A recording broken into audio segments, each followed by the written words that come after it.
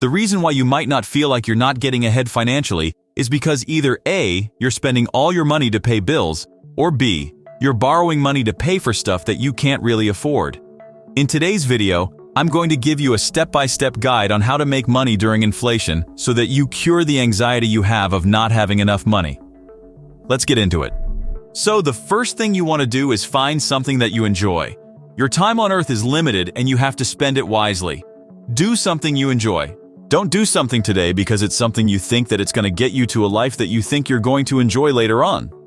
It's crazy to slave away for 60 hours a week at a job for which you don't have passion for or you just flat out hate.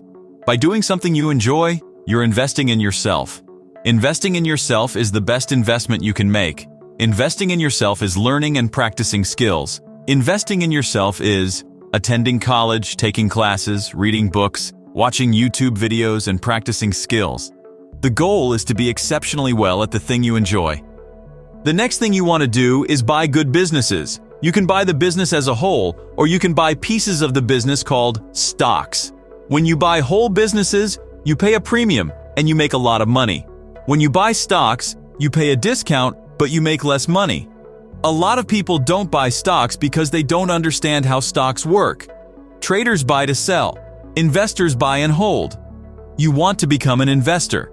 When you buy a stock, you have to think like a business owner who buys real businesses. Even though you buy a small fraction of the company, technically you become a partial business owner. You might be asking, how many stocks should I buy? You should have a portfolio of 1 to 3 stocks. When it comes to buying stocks, most people like to buy 10, 15, or even 50 stocks. Diversification is for people who don't understand how to analyze businesses. For them to feel safe, they buy a lot of stocks. If you don't understand how to analyze businesses, then the smart thing to do is to buy an index fund. They're safer, but you make less money. Good businesses are protected from a bad economy and competition. Think about companies like McDonald's, Coca-Cola, and Exxon. These companies have been around for decades. These companies have been through economic changes, yet they managed to survive. For people that understand how to analyze businesses, diversification doesn't make sense. You might be saying, I'm only working with a small sum of money, how do I invest it? Since you're working with a small sum of money, you want to look at smaller companies because there is more potential upside. To find smaller companies, Google search dividend screener, go to filter, under market cap, look at companies such as nano, micro, small or mid-sized companies, and start to analyze companies from A to Z. Go for dividend-paying companies only. Stay away from trust companies, ETFs, and fund companies. The reason why you want to stay away from these companies is you want to keep things simple. You might also be saying to yourself, what should I look for in a business? The first question is, do I understand the business? A good example is McDonald's. They sell hamburgers and French fries. Simple. If you understand the business, then you know who their competition is and how to spot the latest trends. After that, you will want to know what's the economics of the business. That means the business's ability to generate profits over the long haul. Is it getting better or worse? Next to look out for, is the management honest and competent? When you buy stocks, you have to look at it like you're going into business with someone. You don't want to get into business with people that you don't feel comfortable with, especially if they have a flawed character. Find out who the board members are on the investor website and by doing a simple Google search. Then after that, you have to decide how much you would pay for that business as if you were buying the whole business. You need to figure out if the value of the company is worth paying the price. Price is what you pay for. Value is what you get. You will need to study the business.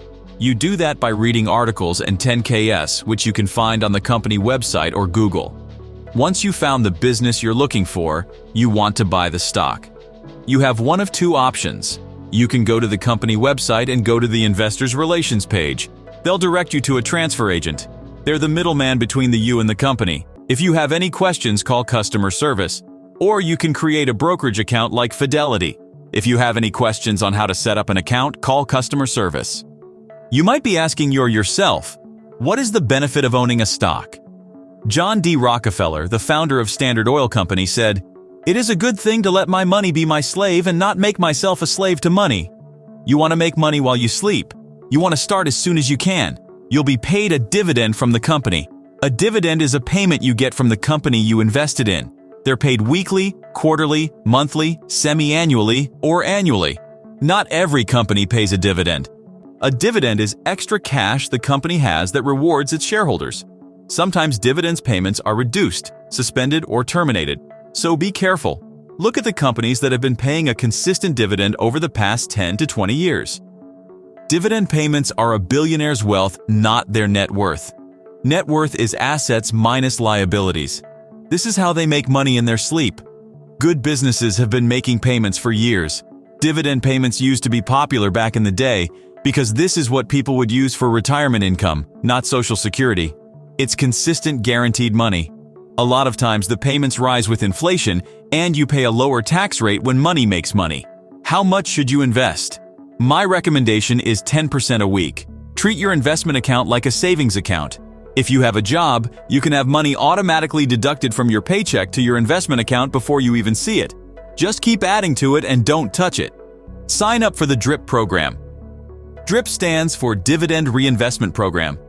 Instead of you receiving your dividend payments on payday, that dividend will buy fractional shares of the company you invested in.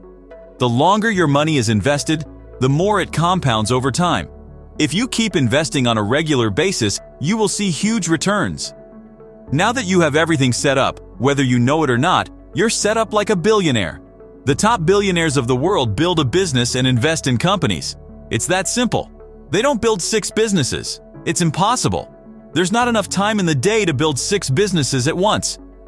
There's only one Facebook, one Apple, and one Walmart. They focus building one, then take that money and invest in other businesses. You're doing the same thing, just on a smaller scale. In your case, you're building a career and investing in companies. Now that I gave you the steps on how to make money during inflation, you will need to learn how to become a master in your field, so no matter how bad the economy is, your skills will always be needed by someone. Specifically, you will learn how to discover your calling, how to learn after your formal education, and how to find the best teacher or coach for you. You should watch this video because I really feel like it will help you invest in yourself, because most guys don't have any direction, and this will give you guidelines on what you can do. I appreciate you, and I will see you in the next video.